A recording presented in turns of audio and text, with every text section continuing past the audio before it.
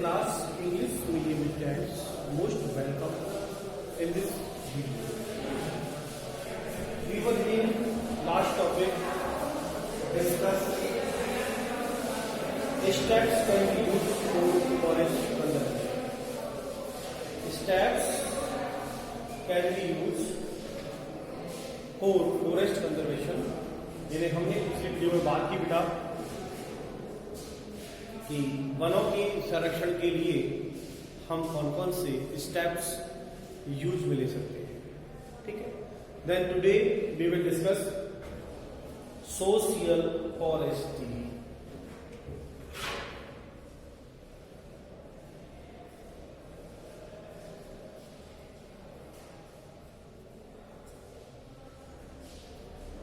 Social forestry means social means एक समाज, forestry means होता है वानिकी या वनों का रोपण या वनों को लगाना.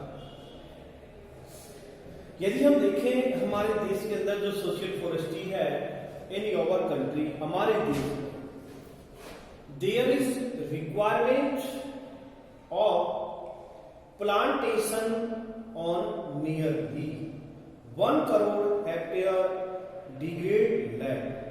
यदि हम देखें हमारे देश में तो लगभग 1 करोड़ हेक्टेयर में प्लांटेशन यानी नए पादप लगाने की रिक्वायरमेंट है. तो in your country there is requirement of plantation, plantation की आवश्यकता है on nearly 1 crore hectare degrade land. लगभग 1 करोड़ हेक्टेयर जो जमीन है उस पर रिक्वायरमेंट है प्लांटेशन की. तो plantation means a new plant को आपको एग्रो करना है. Then this goal can be achieve by social forestry. और यह जो लक्ष्य है this goal can be achieve by social forestry. और ये जो लक्ष्य है, जो गोल है 1 करोड़ हेक्टेयर यानी जो लैंड उस पर प्लांटेशन का जो लक्ष्य है उसको सोशल फॉरेस्ट्री के द्वारा अचीव कर सकते हैं. तो this goal can be achieve by social forestry. This will not only result into increment in plantation, यानी this is will not only result into increment in plantation, यानी न केवल हम वृक्षारोपण को बढ़ाएंगे बट लेकिन it will also provide employment of people. और वहां पर ज्यादा से ज्यादा लोगों को क्या मिलेगा? एम्प्लॉयमेंट यानी रोजगार मिलेगा. यदि हम सोशल फॉरेस्ट्री के द्वारा यदि 1 करोड़ हेक्टेयर जो लैंड है डिग्रेड लैंड, यदि वहां पर प्लांटेशन करते हैं तो ये मानिए लगभग कई लोगों को वहां पर एम्प्लॉयमेंट भी मिलेगा, रोजगार भी उपलब्ध होगा. Before the introduction of national forest policy, पहले जो राष्ट्रीय वन नीति थी, नेशनल फॉरेस्ट पॉलिसी जो पहले लागू थी, नेशनल एग्रीकल्चर काउंसिल जो राष्ट्रीय कृषि परिषद has given it suggest for implement of social forestry, जिसने ये सजेस्ट किया कि सोशल फॉरेस्ट्री को ज्यादा से ज्यादा बढ़ावा दिया जाए. National agriculture council has given suggestion, यानी जो नेशनल फॉरेस्ट काउंसिल है राष्ट्रीय वन नीति, उसने सुझाव दिया कि ज्यादा से ज्यादा यानी इंक्रीमेंट किया जाए सोशल फॉरेस्ट्री का. So that with expansion in forest area villagers get fodder for animal, firewood and other forest product. तो लगभग जो फॉरेस्ट के जो जंगल का एरिया है वहां पर जो ग्रामीण है villagers will get fodder for animal, तो वहां पर पशुओं को चराने को जगह उपलब्ध, फायरवुड यानी जलाने के लिए लकड़ी प्राप्त होगी, एंड अदर फॉरेस्ट प्रोडक्ट और अदर जो जंगलों से और उत्पाद मिलते वो भी हमें मिल पाएंगे. This is recognised as a programme of the people by the people and for the people. तो इस तरह यदि हम एक संगठन बना करके यदि सोशल फॉरेस्ट्री के द्वारा यदि प्लांटेशन करना चाहें तो सोशल फॉरेस्ट्री में आप जो मेजर एरिया के अंदर प्लांटेशन कर सकते हैं और इसका जो सीधा जो प्रभाव होगा वहाँ आसपास जो नियर अबाउट पीपल रहते हैं उन पे ज्यादा प्रभाव पड़ेगा, वहाँ का एटमॉस्फेयर अच्छा होगा, वहाँ पर ऑक्सीजन अधिक होगी, देन जो फॉरेस्ट से प्रोडक्ट प्राप्त होते हैं उनका भी लाभ उन्हीं को होगा। ठीक है, और जो बीमारियां हैं डिफरेंट टाइप बीमारियां उनसे उन्हें सफर नहीं करना पड़ेगा। अब मेन पॉइंट कौन से हैं सोशल फॉरेस्ट्री के, तो यहां मैं कहूंगा कि there are 3 main component of social forestry. There are 3 main component. There are 3 main components of social forestry। यहां पर सोशल फॉरेस्ट्री के 3 मेन कंपोनेंट है, 3 मुख्य फैक्टर है या आप उनको घटक भी कह सकते हैं। Number 1 agro forestry. Number 1 agro forestry मतलब कृषि वानिकी। यदि मान लीजिए एग्रीकल्चर से जुड़े हुए हैं, खेती बाड़ी से हम जुड़े हुए हैं, तो एग्रो फॉरेस्ट्री के द्वारा एग्रो फॉरेस्ट्री कृषि वानिकी से भी हम ये ज्ञात कर सकते हैं या कह सकते हैं कि खेती करने के साथ साथ यदि हमें प्लांटेशन करना होगा तो और ज्यादा इजी हो जाएगा कि हम एग्रीकल्चर तो कर रहे हैं उसके साथ प्लांटेशन भी कर सकते हैं। Then plantation by forest department on public place such as bank of canal, hospital etcetera. तो देन देखिएगा सेकंड जो प्लांटेशन है, प्लांटेशन वाई। अब प्लांटेशन किस किस के द्वारा, देखो ऊपर तो एग्रो फॉरेस्ट्री हो गया, तो यहां पर तो प्लांटेशन एग्रीकल्चर के साथ फार्मर कर ही रहा है, लेकिन plantation by forest department.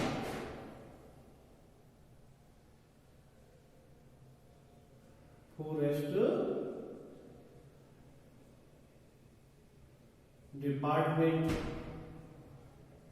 Hospital,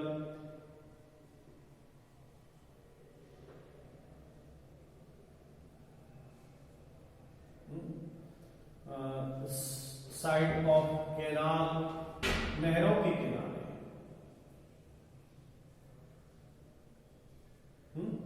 and जितने भी पब्लिक प्लेस है, public place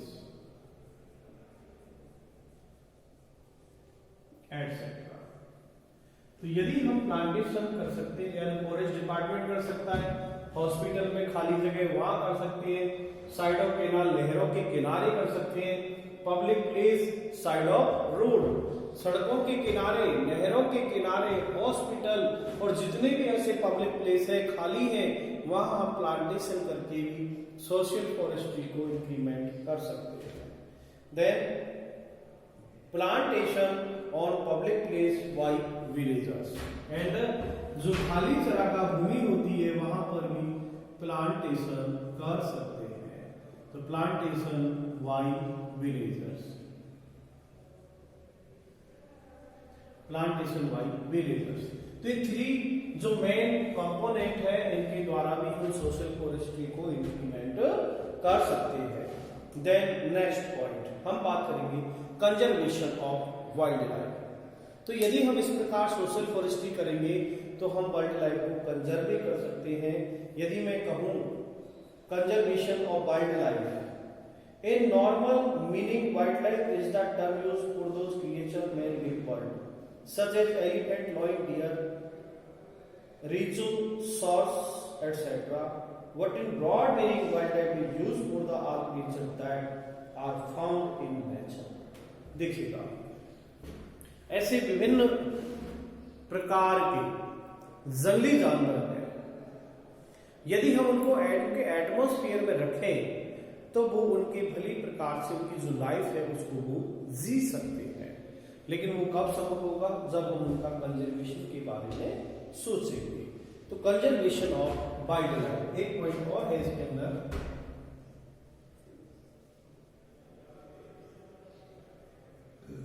conservation of wild life, जंगली जीवों का संरक्षण या वन्य जीवों का संरक्षण।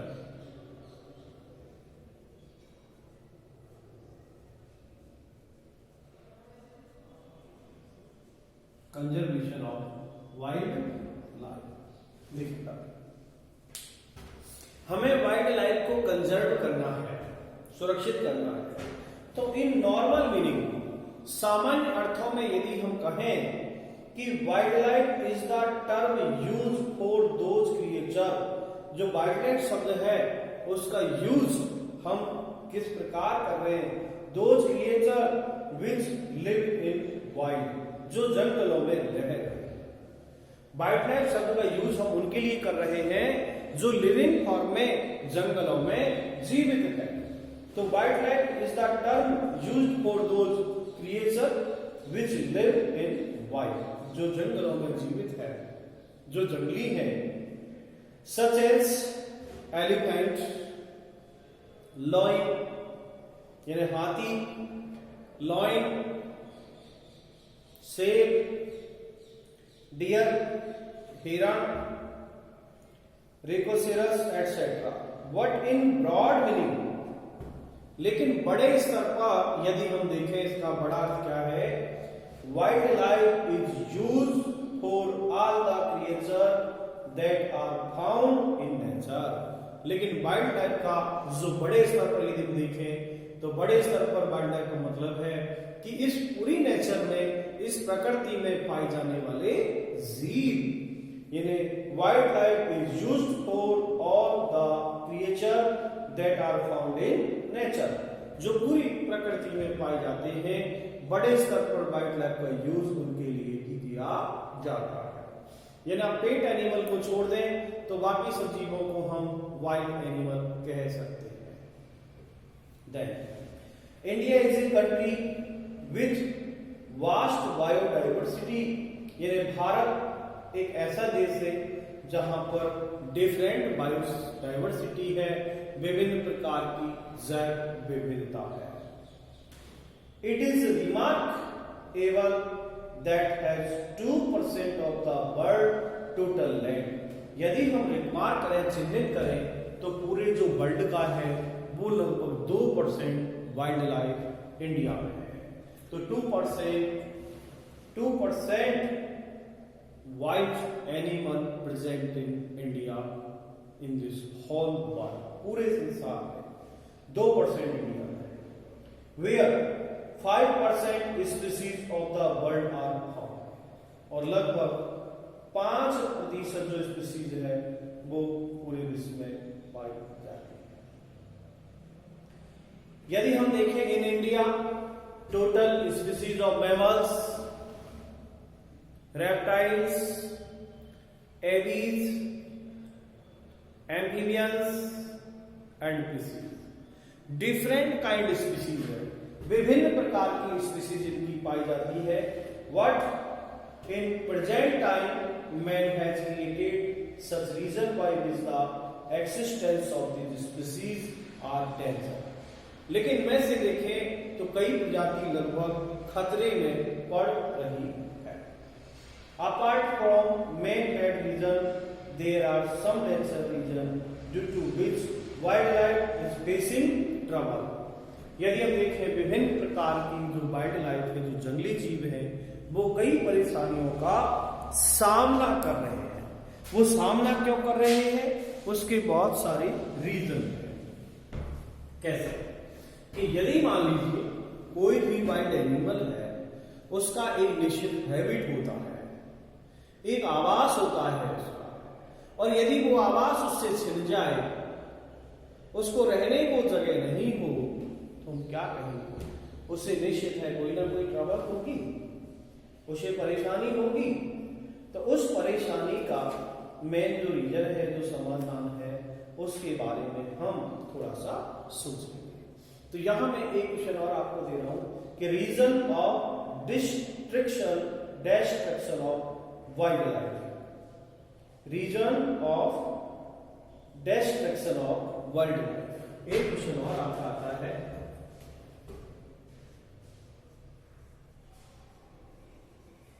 Regions of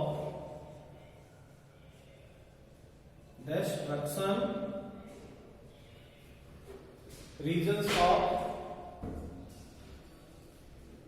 destruction of wildlife, जीवों के नष्ट होने के क्या कारण हैं? वन्य जीवों के नष्ट होने के कारण। वन्य जीवों के नष्ट होने के कारण, reasons of destruction of wild life. Number 1, सबसे पहले हम देखें तो इनका जो हैबिट है, destruction of natural habitat. Number 1,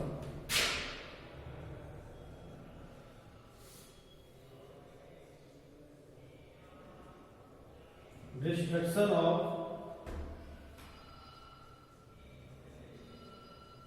natural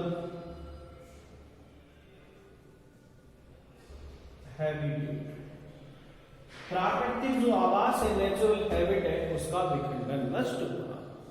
जिस प्रकृति में ये रह रहे थे उनकी यानी लगभग जो आवास है वो हमने नष्ट किया।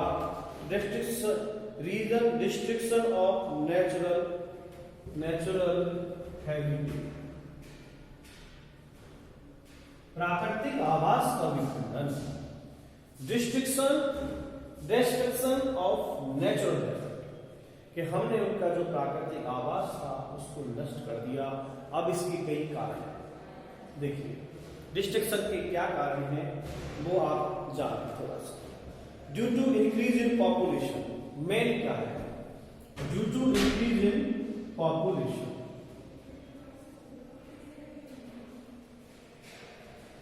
Due to increase in population.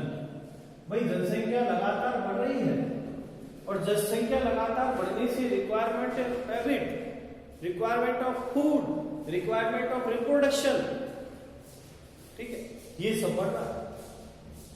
तो देखिए पॉइंट क्या है, due to increase in population, जनसंख्या में वृद्धि के कारण, requirement of human have also increase, forest have been restricted for building residence, यानी हमें main reason residence of human,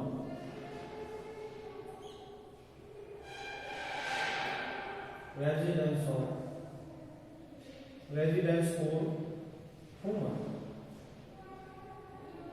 then agriculture land,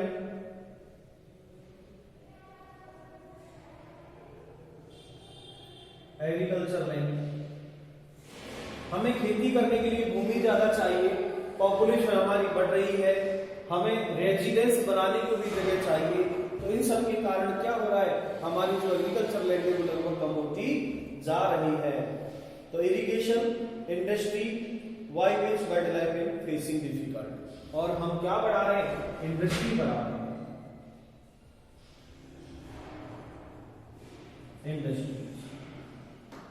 industries बढ़ रही है। तो ये सब क्या है, डिस्ट्रक्शन ऑफ नेचुरल हैबिट। बड़े बड़े बांध डैम बना रहे हैं, रेलवे लाइन निकल रही है जंगलों में होके, हाँ मेन हाईवे बन रहे हैं, तो इससे क्या हो रहा है, डिस्ट्रक्शन ऑफ नेचुरल हैबिट। और देखिएगा मेन है illegal hunting of wild life. Number 2, next illegal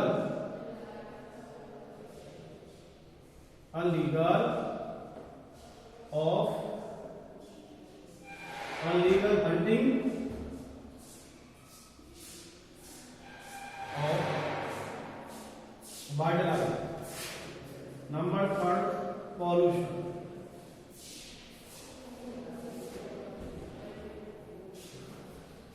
illegal hunting of bird life, जो जंगली जीव है उनका क्या हो रहा है, शिकार हो रहा है।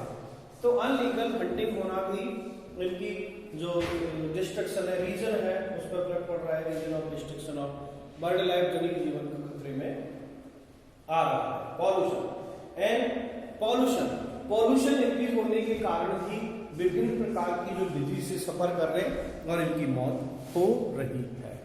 ठीक है, तो इस तरह कई प्रकार के ऐसे रीजन्स हैं। इन रीजन्स के कारण conflict between human and bird life. तो कई बार क्या है कि जो बर्ड है लाइफ, जंगली जीव हैं, वे गाँव में भी आ जाते हैं, खेतों को नुकसान पहुंचाते हैं। तो विभिन्न ऐसे रीजन्स हैं, इन रीजन्स के कारण इनका जो जीवन है वो खतरे में पड़ गया है। ठीक है, देन नेक्स्ट वीडियो के अंदर मैं आपको अगला स्टेप शेयर करूंगा। तब तक के लिए थैंक यू वेरी मच।